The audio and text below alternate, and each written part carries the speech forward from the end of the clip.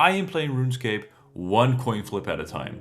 This is Mike Penny, my Iron Man bound by a single challenge. He can only kill a mob until he has a 50% chance at that mob's rarest item. After that, he is locked out forever. This is FiftyFifty. So the goal of today's episode is very simple.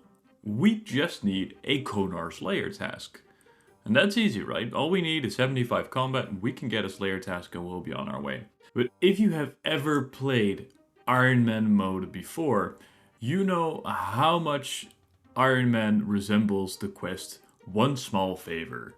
You want one thing, you realize in order to do that you need another thing, that requires another thing, that requires another thing, etc. So today we are going to be completing a whole bunch of things that will lead us towards 75 combat and towards getting that Konar Slayer task. So let's start with the first rabbit hole. In order to train my combat skills, I want to do Nightmare Zone. For Nightmare Zone, I'm gonna need a couple things. One of those things is 43 prayer to use Protect from melee. Now I do not have a really good reliable way to train my prayer. I have a limited amount of kills on blue dragons, so Taverley Dungeon is ruled out for me. But I figured I'm also gonna need a strength amulet preferably, or an amulet of power, or anything similar. And one way to get both prayer XP and a strength amulet is by stealing valuables in Varlamore. This gives passive prayer XP through the Blessed Bone statuettes, and it gives some amulets and jewelry, games of necklaces, rings of duel links, all things that can be very useful to me early game. But stealing valuables has a requirement of 50 thieving. So first I will have to get my thieving up. So that is where we're gonna start. And now, immediately after I've said I was gonna train thieving, you see me training agility. And that is because in the early game, it's generally a good idea to level skills using quest rewards. And one of the quests that I wanted to complete is Death on the Isle. But Death on the Isle has a agility requirement of 32. And so to get this agility requirement, I leveled my agility to level 25. Then I did the Grand Tree because that also gives 7.9k agility experience. And then I trained my agility even further to 32. Then I did a whole bunch of other quests for various reasons, such as thieving XP, quest points, or being a prerequisite for another quest. So I did Queen of Thieves for thieving XP, Shield of Arav because it is a prerequisite for ethically acquired antiquities, the Golem for thieving XP, Tribal Totem for thieving XP, ethically acquired antiquities for thieving XP, Death on the Isle for the, you guessed it, thieving XP, and finally the Feud for the largest thieving XP drop of them all. With all those quests completed and the feud completed, I decided to blackjack the final couple levels to level 50 so that I can now unlock Stealing Valuables. Stealing Valuables consists of two main parts. One is pickpocketing house keys from wealthy citizens, and two is using these house keys to break into their houses and looting their valuables. Among these valuables, we can find two important things for us. One, jewelry. Namely, we're looking for a ruby amulet that we can turn into an amulet of strength, a emerald ring, which we can turn into a ring of dueling, and a sapphire necklace, which we can turn into a games necklace. Next to the jewelry, we're looking for these things. These are blessed bone statuettes, and they can be chiseled down into blessed bone shards, which can be used to train prayer. Now this is a very inefficient way to get 43 prayer, and I am aware of that, so don't start typing in the comments. But this thieving method is really AFK, which is great for me while I edit videos or do other stuff on the side. And there we go, there is our first ruby amulet and our first diamond amulet. We don't have a lot of shards yet, 875. We're gonna need about 7,500 for 43 prayer, so we'll be here for a while. And there is the final Blessed Bone statuette. We now have enough for 43 prayer. Alright, so that final house just got us this Blessed Bone statuette, which if I break it down, I will have 7,500 Blessed Bone shards, which should be enough to carry me all the way from 30 to 43 prayer. which will allow me to unlock Protect from Melee. Now let's see, how much cash does this give us? 810k, combine that with, I think it's 450k that I have in the bank. And we're looking at a nice 1.3 million K, well, not million K, 1.3 million cash stack. So here we finally are. I've trained my thieving all the way up to 75 in order to get these bone shards that I need. But now I can finally fill this libation bowl and I can sacrifice, and I am getting a shit ton of prayer experience. Look at that. Is that not just the most beautiful thing you ever did see? And that is it for my prayer points, so we need to regen those, but that is 34 prayer in one go. And I do hope this is enough. I calculated this out, this should be enough. Spoiler alert, it was enough. There we go. That's 43 prayer. I can now use Protect from Melee. That means I have all 3 protection prayers unlocked. And that means I can start doing some actual PvM content. Now if you look here, these levels look so satisfying. All the way from 31 to 43, level 50 combat somewhere in there as well. That's a beautiful sight to behold. Now that we got this huge cash stack from thieving all the way to 75, I might as well splurge. It's not, you know, it's very expensive. It's 85k, but it's just so iconic, dude. I want that rune play body. I can wear it. I cannot wear it. I cannot wear it. I don't have the defense level. Oh god, that's embarrassing. Oh, this is going in the video though. Thanks for watching. Now, I do have 43 prayer, and I do have my ruby amulet, but I do not have the magic level required to enchant my ruby amulet into an amulet of strength.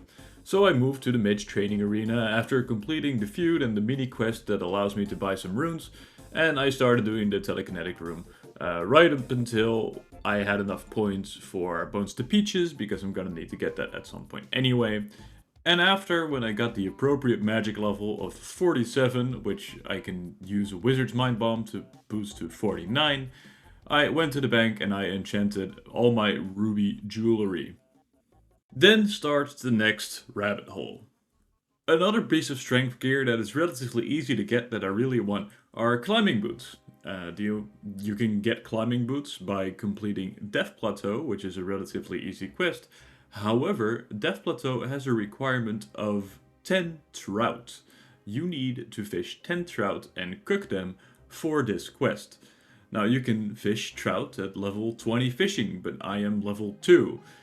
And like I said earlier in the video, the best way to level skills early on an Ironman is by doing quests. And a very famous quest to do for fishing experience is the Sea Slug quest.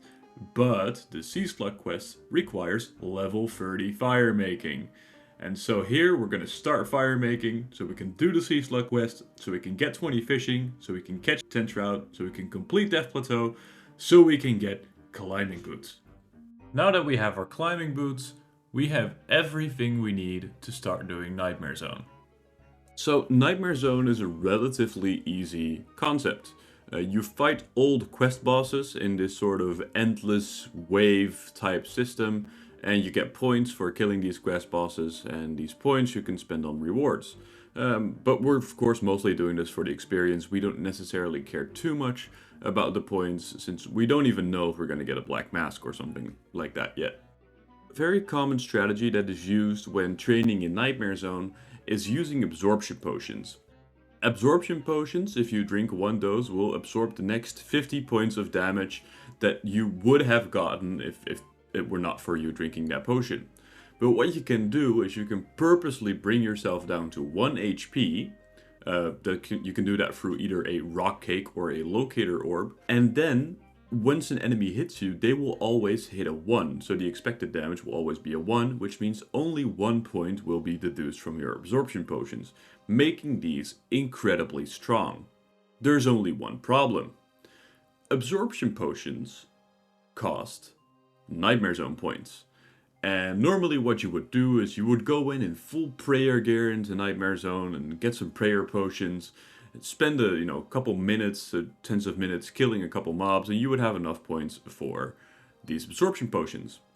But I do not have prayer potions, and I cannot be bothered at this point to grind for ranars or train up my hunter to catch moonlight moths.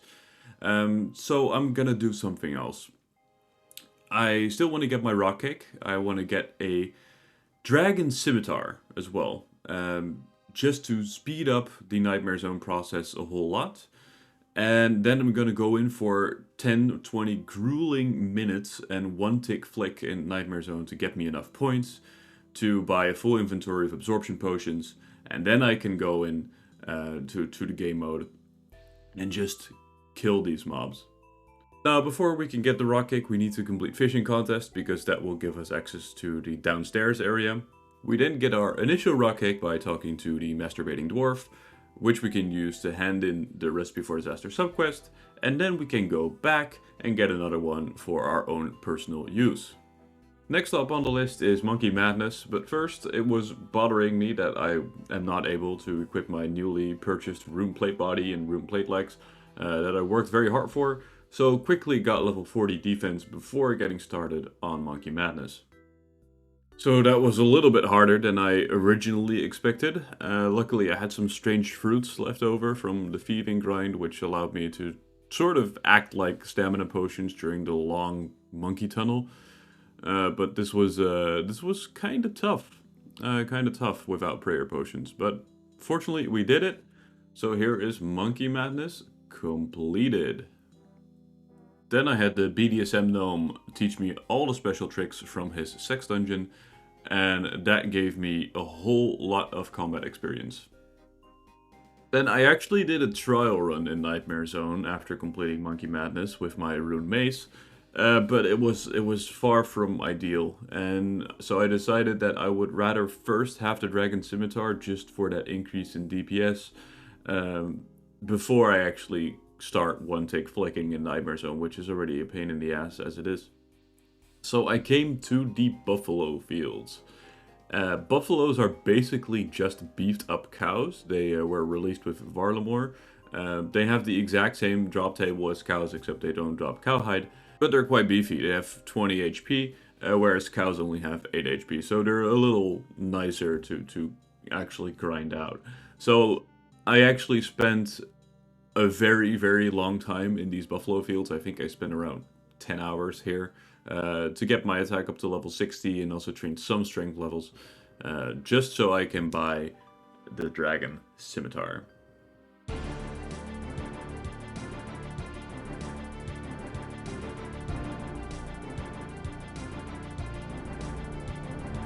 And so after a couple of days working the fields, I bought myself the Dragon Scimitar, and now we're finally ready for Nightmare Zone. Psych! There is going to be one more detour. In Nightmare Zone, you need to select at least 5 bosses from previous quests that you can kill in order to start an instance. Now, I have unlocked more than 5 quest bosses, so that is not necessarily a problem. But some of them will, have annoying styles and that type of stuff. And worst of all, one of those bosses is a black demon. And I do not want to kill a black demon, because that will cut into my black demon kill count. Most other bosses have names like, Bouncer or Khazar the Warlord, which you only encounter during quests, and they don't drop anything, so you're allowed to kill an infinite amount of them, but Black Demon was not one of those. So I quickly completed Depths of Despair, which is a relatively simple quest where you have to kill a giant snake, and this giant snake is then unlocked in Nightmare Zone, which I can use as my 5th boss, so I don't have to utilize that slot for the Black Demon. And then, after hours and hours and hours of grinding Nightmare Zone, I finally reached level 75 combat, which concludes the long list of detours that we needed to do and hoops we needed to jump through in order to complete our goal from the previous episode. So now, let's go to Konar and let's get that final Slayer task. Now let's talk about Konar and how much all of my precautions and preparations actually matter.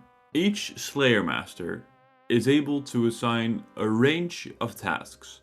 Now, these tasks do not have an equal chance of being assigned. Instead, the way it works is each task is assigned a certain weight. If the weight is higher, the task is more likely to be given. If you want to calculate the odds of getting an individual task, you take the weight of that task and you divide it by the sum of all weights of tasks that are able to be assigned to you. Now there's two tasks we do not want to get from Konar. One is the Anku and the other is the Greater Demon. Both are basically an immediate skip and that will lose us our 30 Slayer points, and if we get one of those back to back, we lock out of Slayer as a skill. Now, Ankus have a weight of 5 and Greater Demons have a weight of 7.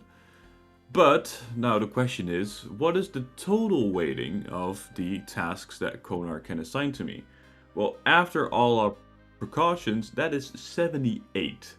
So, what I just said, if Ankus have a weighting of 5 and Greater Demons have a weighting of 7, we add those together and that's a total weighting of a task we don't want of 12. Now divide that by 78, which is the total sum of weights of whatever tasks Konar can assign to me, and we get a 15.3% chance of getting one of the two tasks that might lock us out of Slayer. But what if we didn't complete Dragon Slayer? Dragon Slayer allowed us to get the following tasks: Blue Dragons, Bronze Dragons, Iron Dragons, and Steel Dragons, which normally are tasks you don't necessarily want to get, but for us, it increased the total weighting from 55 to 78. So if we redo the calculation, and we do 12 divided by 55, we get 21.8% chance of getting a task that would lock us out of Slayer. And then there's one final precaution we have to take.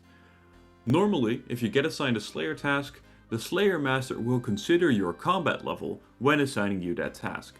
So for example, Black Demons, normally you cannot unlock until 80 combat. But for us, we want to have this pool as wide as possible. So we're gonna ask Konar to ignore our combat level and be able to assign us these tasks anyway, even if we do not meet the combat level requirement. If we don't do this, then our weight drops down from 55, if we hadn't completed Dragon Slayer, all the way to 46, which, if we reperform the calculation again, would give us a 26% chance of locking out a Slayer potentially. A 1 in 4 chance of getting a task that we have to skip. And now back to the first number. With our precautions, it is 15.3%.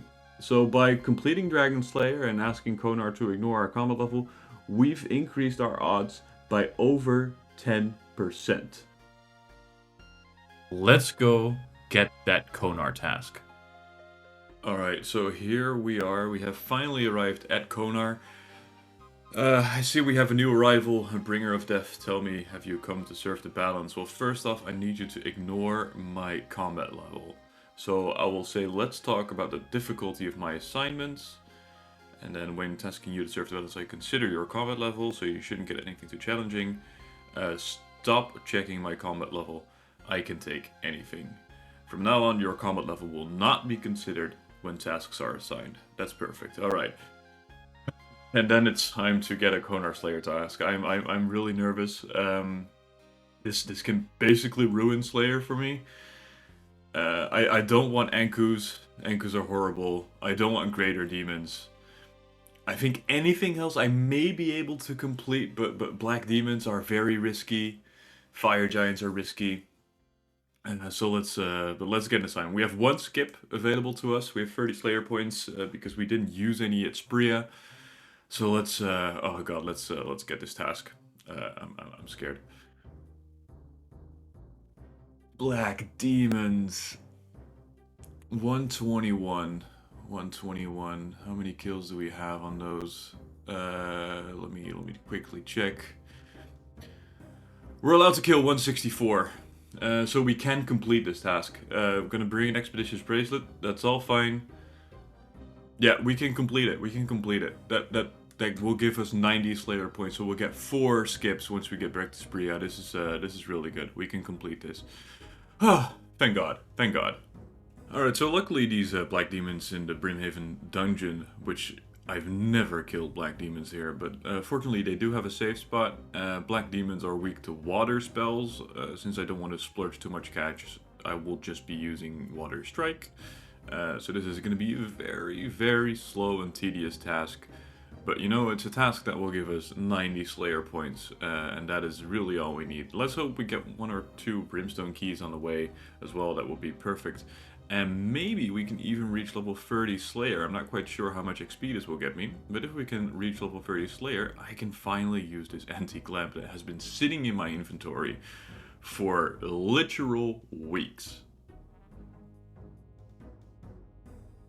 Oh, this feels good. This is the final kill for 30 Slayer. There we go. And then we're gonna click that little lamp here in our inventory that has been sitting there for ages. And we're gonna put it on Slayer. And that should give us 31 Slayer. I can now do recruitment drive.